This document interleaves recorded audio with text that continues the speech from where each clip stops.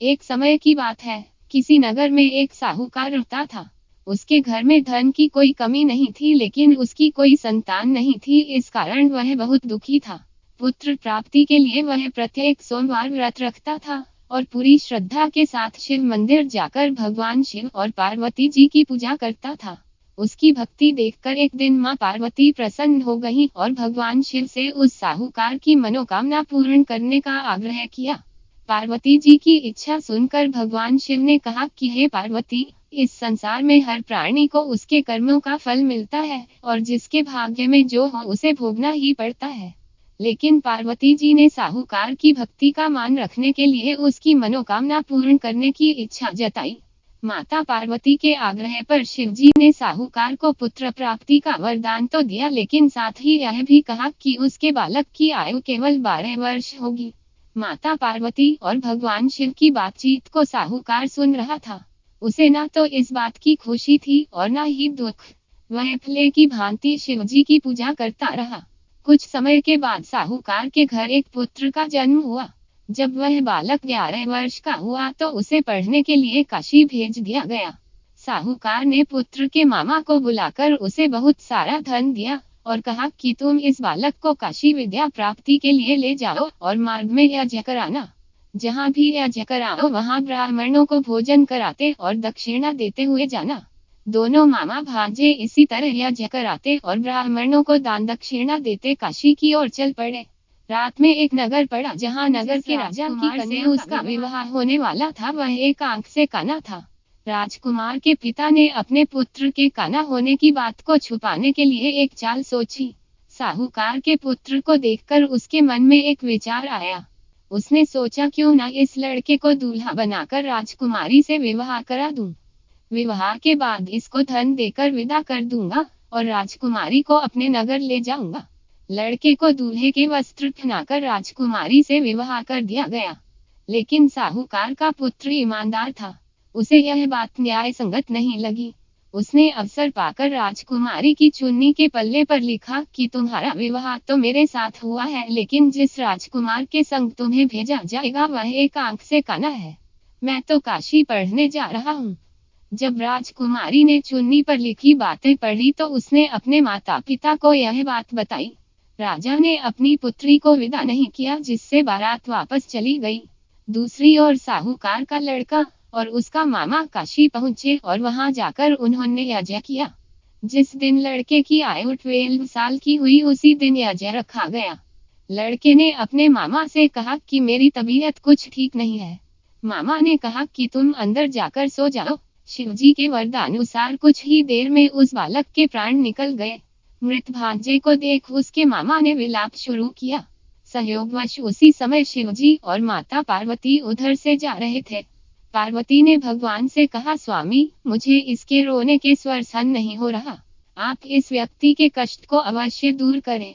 जब शिवजी मृत बालक के समीप गए तो वह बोले कि यह उसी साहूकार का पुत्र है जिसे मैंने 12 वर्ष की आयु का वरदान दिया। लेकिन मातृभाव से विभोर माता पार्वती ने कहा कि हे महादेव, आप इस बालक को और आयु देने की कृपा करें, अन्यथा इसके वियोग में इसके माता पिता भी तड़प तड़प कर मर जाएंगे।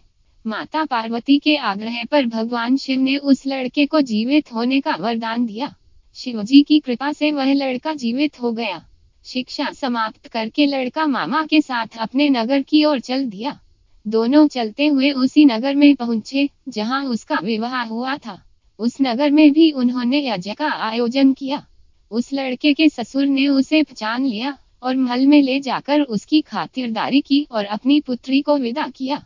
इधर साहूकार और उसकी पत्नी भूखे प्यासे रहकर बेटे की प्रतीक्षा कर रहे थे।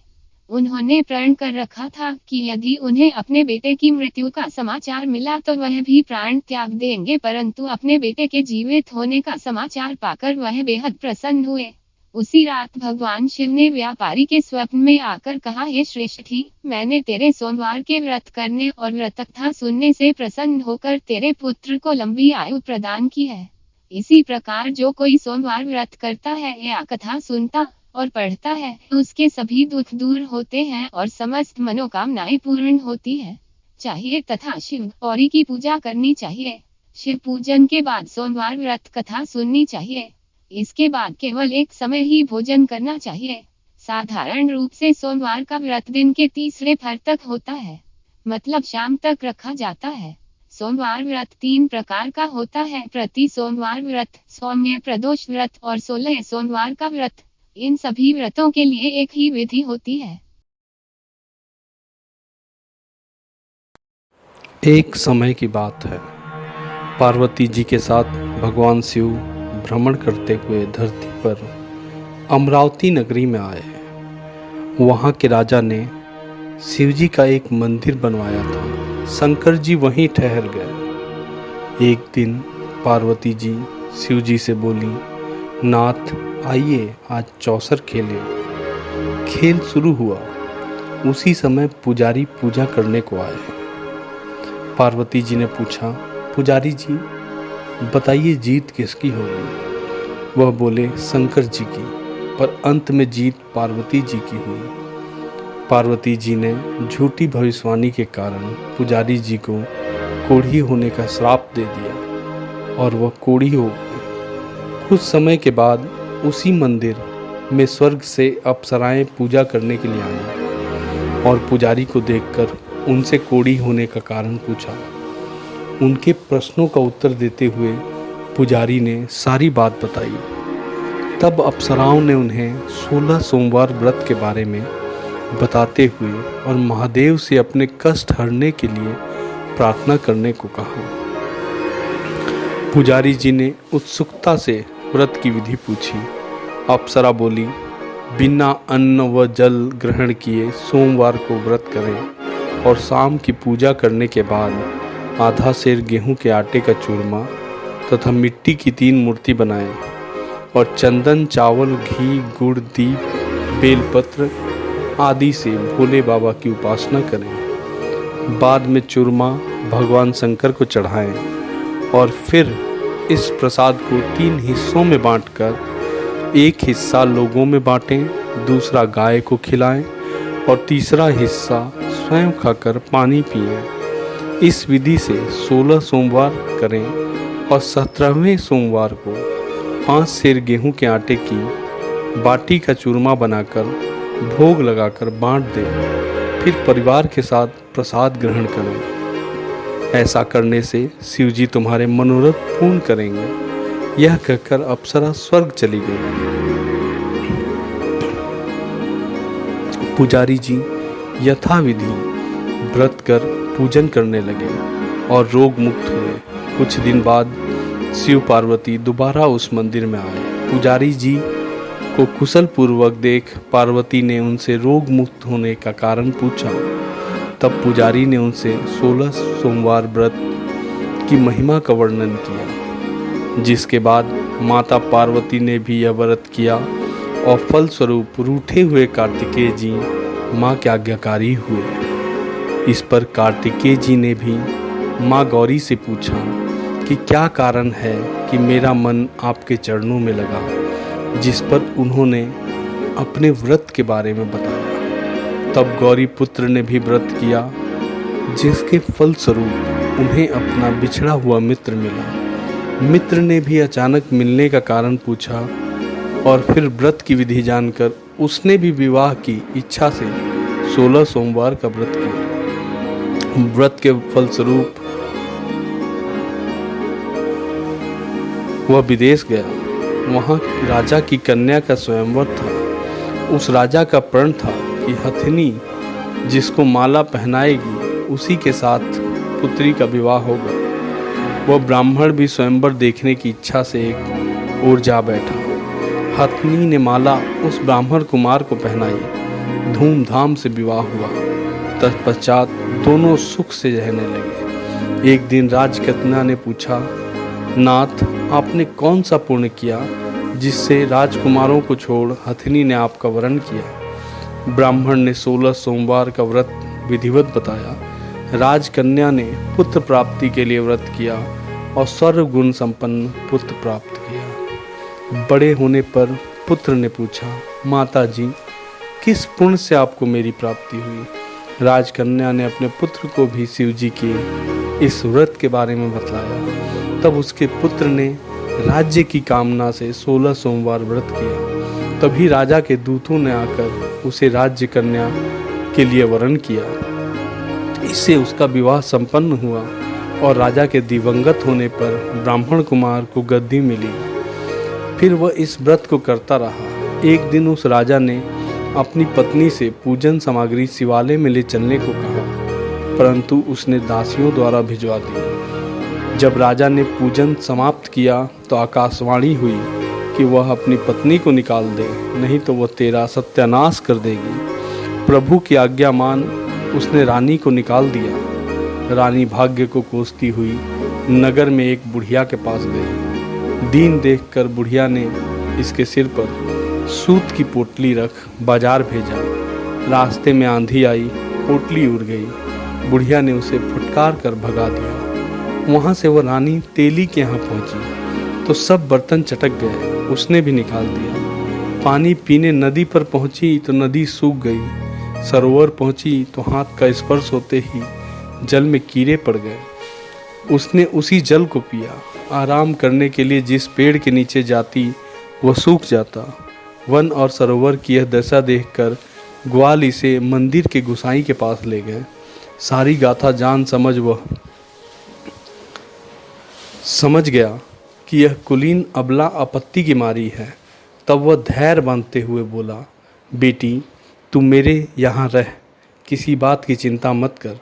रानी आश्रम में रहने लगी, परंतु जिस वस्तु पर इसका हाथ लगे उसी में कीड़े पड़ जाते। दुखी हो गोसाई जी ने पूछा, बेटी किस देव के अपराध में तेरी ये दशा हुई? रानी ने बताया, मैंने पति आज्ञा का उल्लंघन किया और महादेव जी के पूजन में नहीं गई।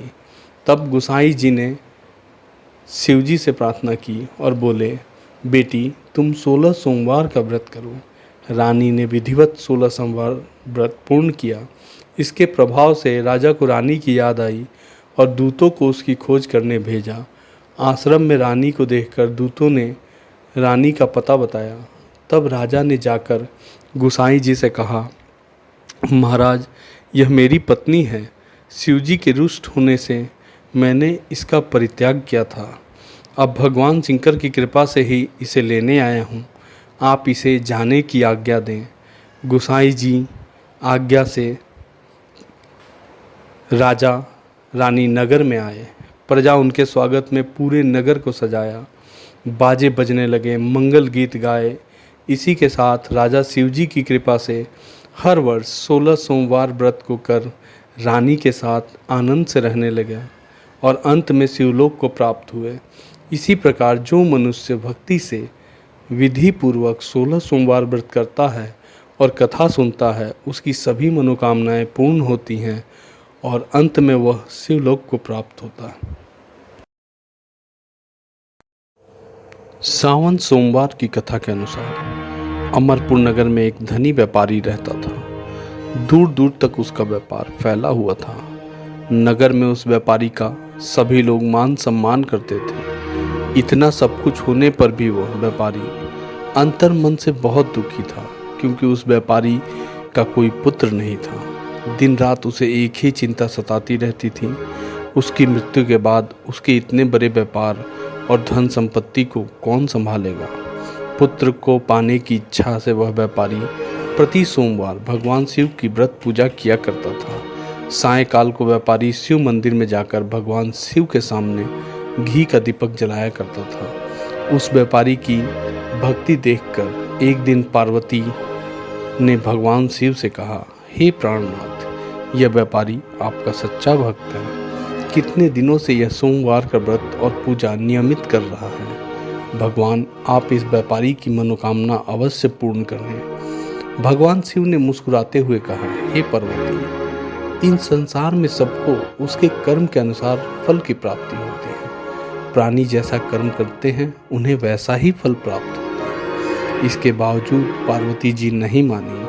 उन्होंने आग्रह करते हुए कहा, नहीं प्राणनाथ, आपको इस व्यापारी की इच्छा पूरी करनी ही पड़ेगी। यह आपका अनन्य भक्त है, प्रति सोमवार आपका विधिवत व्रत रखता है और पूजा अर्चना के बाद आपको भोग लगाकर एक समय भोजन ग्रहण करता है, आपको इसे पुत्र प्राप्ति का वरदान देना ही होगा। पार्वती का इतना आग्रह देखकर भगवान शिव ने कहा, तुम्हारे आग्रह पर मैं इस व्यापारी को पुत्र प्राप्ति का वरदान देता हूँ, लेकिन इसका पुत्र 16 वर्ष से अधिक जीवित नहीं रहेगा। उस रात भगवान शिव ने स्वप्न में उस व्यापारी को दर्शन देकर उसे पुत्र प्राप्ति का वरदान दिया और उसके पुत्र के 16 वर्ष तक जीवित रहने की बात भी बताई। भगवान के वरदान से व्यापारी को खुशी तो हुई, लेकिन पुत्र की अल्प आयु की चिंता ने उस खुशी को नष्ट कर दिया। व्यापारी पहले की तरह सोमवार का विधिवत व्रत करता रहा। कुछ महीने पश्चात उसके घर अति सुंदर पुत्र उत्पन्न हुआ। पुत्र जन्म से व्यापारी के घर में खुशियां भर गई। बहुत धूमधाम से पुत्र जन्म का समारोह मनाया गया। व्यापारी को पुत्र जन्म की अधिक खुशी नहीं हुई, क्योंकि उसे पुत्र की अल्प आयु के रहस्य का पता था। यह रहस्य घर में किसी को नहीं मालूम था। विद्वान ब्राह्मणों ने उस पुत्र का नाम अमर रखा। जब अमर 12 वर्ष का हुआ तो शिक्षा के लिए उसे वाराणसी भेजने का निश्चय हुआ। व्यापारी ने अमर के मामा दीपचंद को बुलाया और कहा कि अमर को शिक्षा प्राप्त करने के लिए वाराणसी छोड़ आओ। अमर अपने मामा के साथ शिक्षा प्राप्त करने के लिए चल दिया। रास्ते में जहाँ भी अमर और दीपचंद रात्रि विश्राम के लिए ठहरते, वहीं यज्ञ करते और ब्राह्मणों को भोजन कराते थे। लंबी यात्रा के बाद अमर और दीपचंद एक नगर में पहुंचे। उस नगर के राजा की कन्या के विवाह की खुशी में पूरे नगर को सजाया गया था। निश्चित समय पर बारात आ गई, लेकिन वर का पिता अपने बेटे के एक आंख से काने होने के कारण बहुत चिंतित था। उसे इस बात का भय सता रहा था कि राजा को इस बात का पता चलने पर कहीं वो विवाह से इनकार न कर दे, इससे उसकी बदनामी होगी। वर के पिता ने अमर को देखा तो उसके मस्तिष्क में एक विचार आया। उसने सोचा, क्यों न इस लड़के को दूल्हा बनाकर राजकुमारी से विवाह करा दूं। विवाह के बाद इसको धन देकर विदा कर दूंगा और राजकुमारी को अपने नगर ले आऊंगा। वर के पिता ने इसी संबंध में अमर और दीपचंद से बात की। दीपचंद ने धन मिलने के लालच में वर के पिता की बात स्वीकार कर ली। अमर को दूल्हे के वस्त्र पहनाकर राजकुमारी चंद्रिका से विवाह करा दिया गया। राजा ने बहुत सा धन देकर राजकुमारी को विदा किया। अमर जब लौट रहा था तो सच नहीं छिपा सका और उसने राजकुमारी की ओढ़नी पर लिख दिया, राजकुमारी चंद्रिका, तुम्हारा विवाह तो मेरे साथ हुआ था। मैं तो वाराणसी में शिक्षा प्राप्त करने जा रहा हूँ। अब तुम्हें जिस नवयुवक की पत्नी बनना पड़ेगा वह कान्हा है। जब राजकुमारी ने अपनी ओढ़नी पर लिखा हुआ पढ़ा तो उसने काने लड़के के साथ जाने से इनकार कर दिया। राजा ने सब बातें जानकर राजकुमारी को महल में रख लिया। उधर अमर अपने मामा दीपचंद के साथ वाराणसी पहुंच गया। अमर ने गुरुकुल में पढ़ना शुरू कर दिया। जब अमर की आयु 16 वर्ष पूरी हुई तो उसने एक यज्ञ किया। यज्ञ की समाप्ति पर ब्राह्मणों को भोजन कराया और खूब अन्न वस्त्र दान दिए। रात को अमर अपने शयन कक्ष में सो गया। शिव के वरदान अनुसार शयन अवस्था में ही अमर के प्राण पखेरु उड़ गए। सूर्योदय पे मामा अमर को मृत देखकर रोने पीटने लगा। आसपास के लोग भी एकत्रित होकर दुख प्रकट करने लगे। मामा के रोने बिलाप करने के स्वर समीप से गुजरते हुए भगवान शिव और माता पार्वती ने भी सुने। पार्वती जी ने भगवान से कहा, प्राणनाथ, मुझे इसके रोने के स्वर सहन नहीं हो रहे हैं। आप इस व्यक्ति के कष्ट अवश्य दूर करें। भगवान शिव ने पार्वती जी के साथ अदृश्य रूप में समीप जाकर अमर को देखा तो पार्वती जी से बोले, पार्वती, यह तो उसी व्यापारी का पुत्र है। मैंने इसे 16 वर्ष की आयु का वरदान दिया था। इसकी आयु तो पूरी हो गई। पार्वती जी ने फिर भगवान शिव से निवेदन किया, हे प्राणनाथ, आप इस लड़के को जीवित करें, नहीं तो इसके माता पिता पुत्र की मृत्यु के कारण रो कर अपने प्राणों का त्याग कर देंगे। इस लड़के का पिता तो आपका परम भक्त है, वर्षों से सोमवार का व्रत करते हुए आपको भोग लगा रहा है। पार्वती के आग्रह करने पे भगवान शिव ने उस लड़के को जीवित होने का वरदान दिया और कुछ ही पल में वह जीवित होकर उठ बैठा। शिक्षा समाप्त करके अमर मामा के साथ अपने नगर की ओर चल दिया। दोनों चलते हुए उसी नगर में पहुँचे जहाँ अमर का विवाह हुआ था। उस नगर में भी अमर ने यज्ञ का आयोजन किया। समीप से गुजरते हुए नगर के राजा ने यज्ञ का आयोजन देखा। राजा ने अमर को तुरंत पहचान लिया। यज्ञ समाप्त होने पर राजा अमर और उसके मामा को महल में ले गया और कुछ दिन उसे महल में रहकर बहुत सा धन वस्त्र देकर राजकुमारी के साथ विदा किया। रास्ता में सुरक्षा के लिए राजा ने बहुत से सैनिकों को भी साथ भेजा। दीपचंद ने नगर में पहुंचते ही एक दूत को घर भेजकर अपने आगमन की सूचना भेजी। अपने बेटे के अमर के जीवित वापस लौटने की सूचना से व्यापारी बहुत प्रसन्न हुआ। व्यापारी ने अपनी पत्नी के साथ स्वयं को एक कमरे में बंद कर रखा था। भूखे प्यासे रहकर व्यापारी और उसकी पत्नी बेटे की प्रतीक्षा कर रहे थे। उन्होंने प्रतिज्ञा कर रखी थी कि यदि उन्हें अपने बेटे की मृत्यु का समाचार मिला तो दोनों अपने प्राण त्याग देंगे। व्यापारी अपनी पत्नी और मित्रों के साथ नगर के द्वार पर पहुंचा। अपने बेटे के विवाह का समाचार सुनकर पुत्रवधू राजकुमारी चंद्रिका को देखकर उसकी खुशी का ठिकाना न रहा। उसी रात भगवान शिव ने व्यापारी के स्वप्न में आकर कहा, हे श्रेष्ठ, मैंने तेरे सोमवार के व्रत करने और व्रत कथा सुनने से प्रसन्न होकर तेरे पुत्र को लंबी आयु प्रदान की है। व्यापारी बहुत प्रसन्न हुआ। सोमवार का व्रत करने से व्यापारी के घर में खुशियाँ लौट आईं। शास्त्रों में लिखा है कि जो स्त्री पुरुष सोमवार का विधिवत व्रत करते और व्रत कथा सुनते हैं उनकी सभी इच्छाएं पूरी होती हैं।